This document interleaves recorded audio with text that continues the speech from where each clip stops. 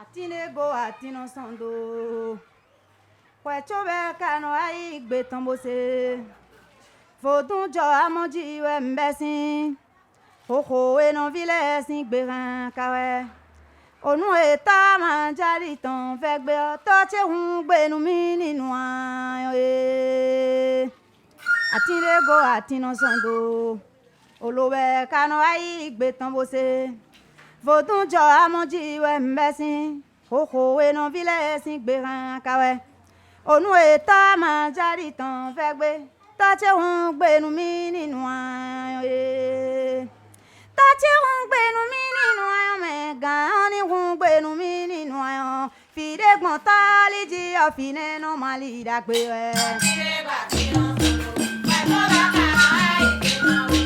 Fodun jo amoji we mbesin Oko eno vile sin gbe ran kawe Onu eta manjari ton fe gbe Tache hun gbe nu mi ninu ayo Tache hun gbe nu mi ninu ayo me gan ni hun gbe nu mi ninu ayo Fide gbon tali ji o fine no mali da gbe we Fide gba ti no solo we to ba ka ai ke no we Fodun jo amoji we mbesin Oko eno vile sin gbe ran kawe Onu eta manjari ton fe gbe Tache hun gbe nu mi ninu ayo Aneme yonde to Kwe ọkàn wá rántí kwe kwe utu gayon Dọkọrẹ hàn èmi hun tóyin Zante base Fodun jọ ọmọ ẹ ló dán mẹ́bọ̀ Sàvàlú ní kànú wezun tọ́nu Kákábọ̀ jọ ọmọ wá sàvàlú Èè jọ ọmọ ẹ sàvàlú ọ Bẹ̀mí kánú ló yíwé ọ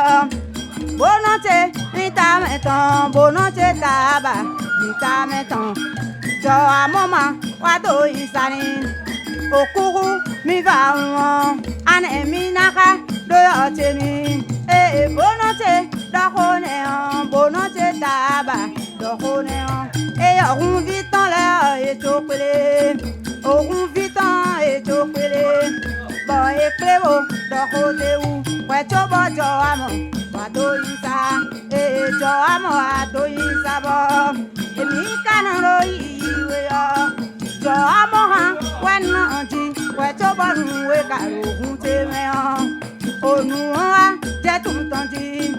Àníyàn kàrògùn tèmẹ́ jí Tọ́ba kan yàn tán wẹ́ lóhun tèmẹ́ Àmọ́ jọ àmọ́ mẹ́ wá ètàn sí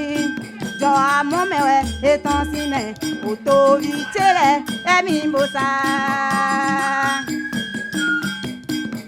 Kayana no yo chenu Tachena no yo chenu ba Nume selena kokorora Nume selena kokorora Emi de suro emi tuwa